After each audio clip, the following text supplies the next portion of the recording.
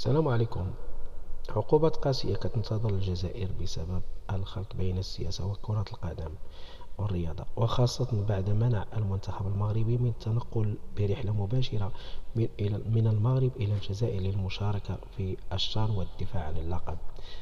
بالإضافة إلى الكلام أو الخطاب الذي ألقاه حفيد مانديلا الذي ليس له علاقة لا بالرياضة لا من قريب ولا من بعيد، بل هو كان خطابا عنصريا تحريضيا سياسيا وحربيا أكثر مما هو شيء آخر.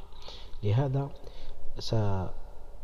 ستقرر في هذه الأيام القليلة القادمة الفيفا والكاف في عقوبات قاسية قد تحرم الجزائر من المشاركة في الملتقيات الرياضية وخاصة كرة القدم، سواء كانت القارية أو العالمية، بالإضافة إلى المنع من استضافة أي ملتقى دولي أو إفريقي في كرة القدم لمدة قد تصل إلى 5 سنوات، وهذا حسب قانون الكاف وقانون الفيفا الذي يمنع منعا كليا إقحام السياسة في الرياضة واستغلالها من أجل الحصول على مصالح سياسية.